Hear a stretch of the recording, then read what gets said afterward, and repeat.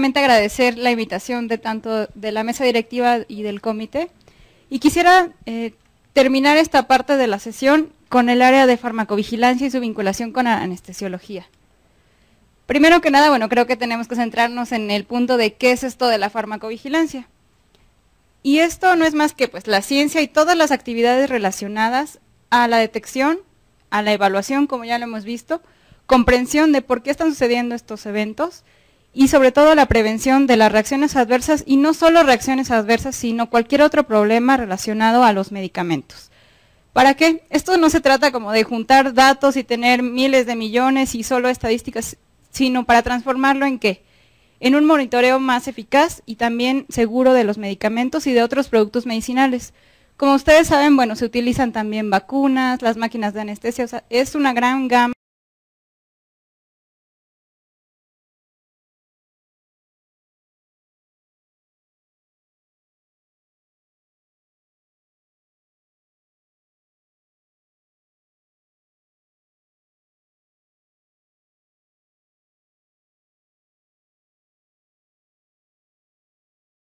Lo que implica la farmacovigilancia. Y a veces nos quedábamos con la tragedia de la talidomida tan conocida por los 60, 70, que fue precisamente ahí donde nació la farmacovigilancia. Pero sabemos que esta definición de solo las reacciones adversas ya ha quedado obsoleta. ¿Por qué? Porque va integrando otros eventos relacionados a medicamentos en este caso. Si nosotros pusiéramos diferentes escenarios, veríamos cómo la implicación de la farmacovigilancia está presente. Imaginemos, por ejemplo, en un paciente de la habitación 1, el cual, bueno, no se sabía que era alérgico a la morfina, se le da una dosis de morfina y hace depresión respiratoria y, bueno, se le controla el problema y todo va bien. En un segundo escenario, veamos cómo se está relacionando con la parte de la reacción adversa y el error. Imaginemos que, en la cama 1 sigue estando el paciente, que no sabemos si es alérgico a la morfina, pero vamos a prescribir el medicamento. Pero en la cama 2 tenemos un paciente que sabemos que es alérgico a la morfina u otros opioides. Por alguna causa nosotros en el momento de la premura tenemos los dos expedientes, los confundimos las órdenes médicas y anotamos en la hoja del paciente 2 que no sabíamos y que nos equivocamos y ponemos morfina 5 miligramos en bolo, pasar ahora. Obviamente hace una reacción adversa. Ahí es cuando se entrelazan precisamente esto del error con la reacción adversa, porque el paciente presenta una reacción al medicamento, pero también está relacionado con un fallo en el sistema. Porque a lo mejor en ese momento tenemos que nosotros, dentro de nuestro sistema de trabajo, observar el nombre del paciente, otro identificador como es la habitación o la fecha de nacimiento. Y en un tercer escenario, hay algunos otros errores como los que comentaba Aide en cuanto a administrar, por ejemplo, 10 unidades y al escribir 10 UI, la U se confunde con un 0 y entonces se le pasan 100 unidades de insulina, por ejemplo. Ahí es cuando estamos, también es parte de la farmacovigilancia, estos 3 espectros. Pero quedan todavía muchos errores que quedan debajo del agua que veíamos en el iceberg de las diapositivas anteriores, que son aquellos errores que no causan daño. Afortunadamente son muchos los que no causan daño, pero que quedan ahí como lecciones que son para prevenir precisamente estos daños. Y bueno, aquí hacer hincapié también en por qué la farmacovigilancia y como para estar un poquito de moda también, why de farmacovigilancia. Bueno, pues utilizamos farmacovigilancia precisamente, ¿por qué? Porque sabemos que los medicamentos ya pasaron por un largo proceso de aprobación por medio de los estudios clínicos, sabemos que son seguros, pero ¿qué diferencias tiene el paciente en el estudio clínico con el de la vida real? Bueno, el de la vida real va a la esquina y se come unos tacos con mucha salsa, la salsa tiene, entre otros componentes, el chile tiene capsaicina que cambia la absorción de algunos de los medicamentos, y eso, bueno, sabemos que ocurre, pero no sabemos en qué medida puede afectar a nuestros hábitos y el del medicamento. O bien toma una cerveza, o toma otros medicamentos que no nos dijo, o toma el té de la abuelita que tampoco nos dijo que él utiliza siempre y que ahora que lo vamos a la consulta preanestésica, pues no sabemos qué otros medicamentos utiliza. Y también falta por conocer algunas de las reacciones adversas que se presentan de manera tardía. o bien que son muy raras y no es posible capturar en los estudios clínicos. Esta es una de las diapositivas que a lo mejor son diferentes a los que hemos estado viendo, pero lo que nos muestra es cómo podemos ver una reacción adversa en un estudio clínico y cuándo la vemos a través de reportes espontáneos. En la primera parte, bueno, tenemos, y los autores en esta revista de Drug Safety hablan de un fármaco X, no le pongamos nombre, que causa una reacción adversa Y. Cuando nosotros estamos en el estudio clínico únicamente vemos esta pequeña parte, la que está señalada en verde con el recuadro negro. Vemos a unas dosis normales que tiene una incidencia de 1, pero es una población general y conforme vemos a que hay reportes de reacciones a diferentes dosis o en diferente tiempo de tratamiento, a lo mejor el estudio dura 1 año, pero el paciente continúa con ese medicamento durante 8 años, vemos cómo se va elevando la incidencia de esta presencia de reacciones adversas. Pero si nosotros nos vamos hacia la parte de los pacientes geriátricos, vemos como desde inicio la incidencia es mucho más alta que en la población en general y obviamente se va elevando la incidencia conforme van pasando los años y las dosis. Esto nos hace ver que a veces tenemos en los estudios clínicos por una población cautiva que en general está controlada, precisamente ese es el objetivo del estudio clínico, pero gracias a los reportes espontáneos vemos la incidencia de otras reacciones o la aparición de otras reacciones adversas nuevas.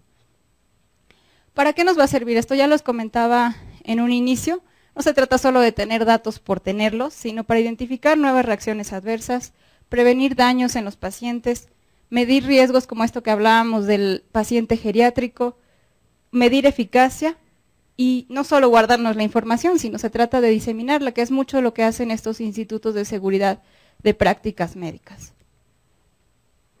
A través de cuántos o cuáles son los métodos de la farmacovigilancia son muchos, pero algunos de los que podemos mencionar, bueno, son los estudios de casos y controles y otros que suceden en algunos otros países como Inglaterra o Canadá, que se supervisa por monitoreo de prescripción.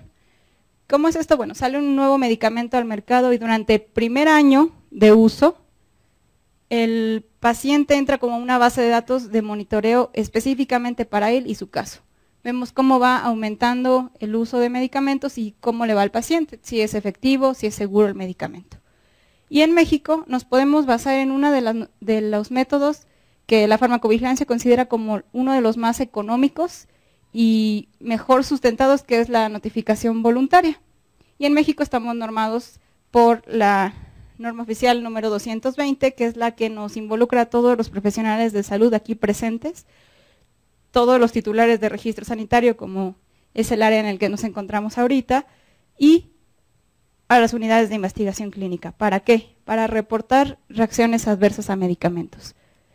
¿Cómo sucede esto en la vida cotidiana? Bueno, un médico o una enfermera pueden detectar reacciones adversas y envían la notificación al Centro Nacional de Farmacovigilancia, que pertenece a la COFEPRIS.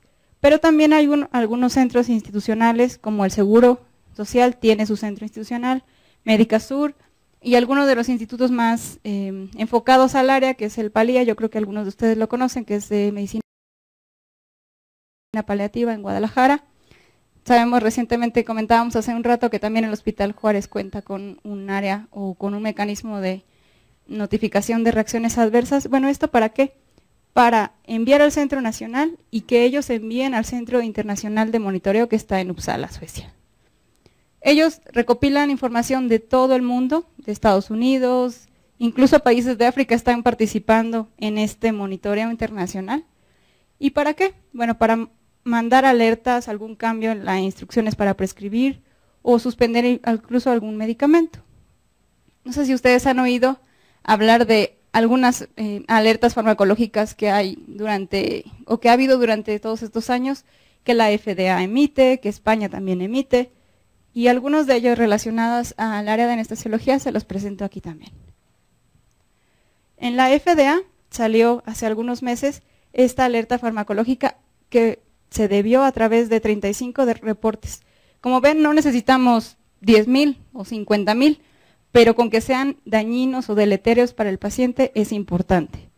En este caso, bueno, es una notificación por la anestesia local a través de estos dispositivos de infusión continua, que son como unas bolsas que tienen una liga adentro, que se llenan y emiten una cantidad constante de medicamento, y fueron infusiones intraarticulares de anestésicos locales, todos los que ven aquí, por 48-72 horas. ¿Qué sucedió? Bueno, los pacientes tuvieron necrosis y destrucción del cartílago, que incluso aún 2 meses después continuaron con la pérdida de movimiento y dolores articulares, y requirieron intervención. Ustedes saben que esto no es solo gastos al sistema de salud, sino es un impacto importante para el paciente. En España, algunas de las otras alertas de seguridad, en el caso del 2003, también involucran reacciones o eventos dañinos, pero no solo es al paciente, sino precisamente peligro para todos aquellos que están cerca de, en este caso, bueno, de las máquinas, como incendio o elevadas temperaturas, porque por el uso de sevoflurano, en combinación con alguna falla, como absorbentes con CO2, que ya se habían secado. ¿Cómo se vio el paciente? Bueno, con edema respiratorio, desaturación, dificultad respiratoria, pero incluso el riesgo del incendio del área. ¿Cómo se relaciona esta parte de farmacovigilancia? Ya hemos ido viendo con anestesia, bueno, porque es una especialidad que se considera crítica a cada momento, porque son pacientes con politerapia, casi todos, y porque son fármacos de inicio rápido y con un estrecho margen terapéutico. Pueden ser potencialmente letales. Algunos de los reportes en cuanto a reacciones adversas sobre medicamentos en anestesiología, bueno, también el Reino Unido tiene sus reportes, ellos son uno de los países que mejor funciona en cuanto a reporte de reacciones adversas, y al hacer una recopilación entre el 95 y 2001, se observó que de todas las notificaciones que ellos recibían, el 17% eran en reacciones anafilácticas en anestesia, y de ellas 10% eran letales.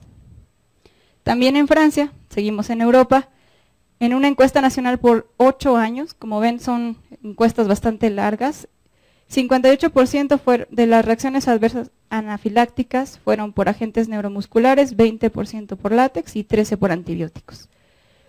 Pero esto, como decíamos hace un rato, esto nos sirve para identificar riesgos por género, el género femenino, más propenso a reacciones anafilácticas. En edad no se encontró ninguna relación, pero sí con el látex en pacientes pediátricos, y en historia de atopia o antecedentes de algunas otras alergias. Cuando estaban relacionadas, por ejemplo, a fármacos con liberación de histamina, como los relajantes musculares, o cuando el fármaco también tenía en su formulación algún componente alimenticio, como es la formulación de Propofol, que contiene lecitina de huevo y aceites de soya. O sea, cuando sabemos que un paciente es alérgico al huevo, tenemos que tener cuidado aquí con el Propofol. O bien reacciones cruzadas entre relajantes.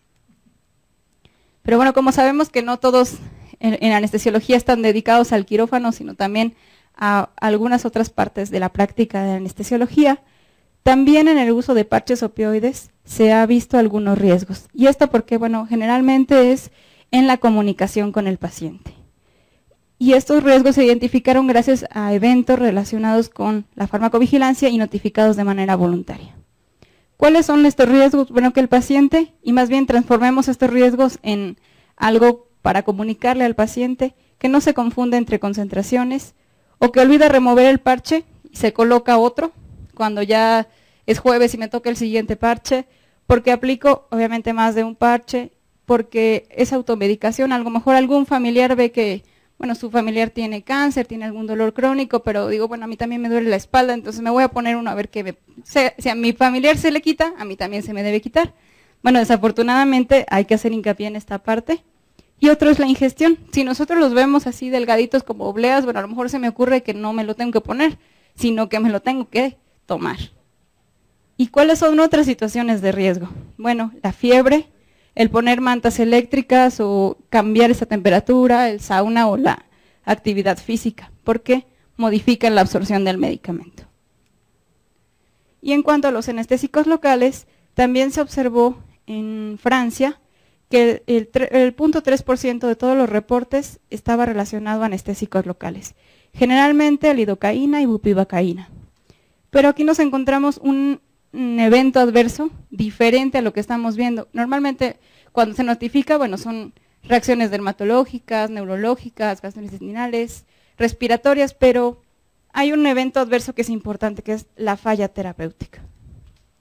Y este mismo efecto se ha visto o se ha reportado en Argentina, con notificaciones voluntarias también, a estos medicamentos, remifentanilo, lidocaína, midazolam, fentanil y atracurio. Y bueno, los riesgos creo que los conocen ustedes más que yo.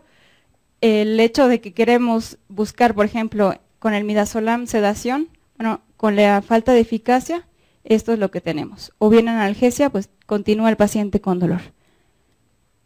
Y aquí nos ponemos en un punto importante. Creo que algunos de ustedes habrán visto también en su práctica cotidiana que hay ciertos medicamentos o en ciertas formulaciones o en ciertas situaciones en las que puede haber no efectividad o puede haber reacciones adversas. Pero desafortunadamente en México no tenemos muchos datos. A partir de, bueno, hasta octubre de 2010 se vio que en el año, en el Centro Nacional de Farmacovigilancia, se tenían 15,000 notificaciones, un poco más, 16 casi. Pero ¿qué sucede? A veces nos olvidamos de notificar cuál es el evento adverso, a qué medicamento está relacionado, por cuánto tiempo se tomó el medicamento. Entonces, esto es importante. Tenemos notificaciones, pero requerimos pues una mejor calidad de información. Y otra, retroalimentación. Hemos estado viendo las alertas farmacológicas en Estados Unidos, en Francia, en España, pero ¿qué tenemos aquí? Y hay algunos institutos relacionados a la anestesiología, como ya les comentaba, el Instituto Palía tiene su centro de notificación de reacciones adversas. Pero el hecho de que tengamos pocos datos, poco consistente también en el área de anestesiología, de hecho también concluyo con el doctor Carrillo, buscamos información, pero en México, en área de anestesiología, pues no tenemos. Y creo que es algo que si ustedes ven esta lista de actividades que quiero compartir con ustedes, el área de farmacovigilancia no es algo extraño a lo que hacemos comúnmente o lo que se hace o lo que hace el anestesiólogo comúnmente en una consulta. Por ejemplo, en una consulta preanestesia, yo creo que muchos identifican cuáles son las reacciones adversas a las que ha tenido el paciente. También busca cuáles son la medicación actual o tratar de prevenir errores o tratar de explicarle al paciente para disminuir confusiones. Por eso creo que queremos concluir precisamente con esta frase que es muy, muy conocida de Antonio Machado. Caminante no hay camino, tenemos que hacer camino en farmacovigilancia, por lo cual, bueno, los invitaríamos a que continuemos interesados en el área y estamos a sus órdenes. Gracias.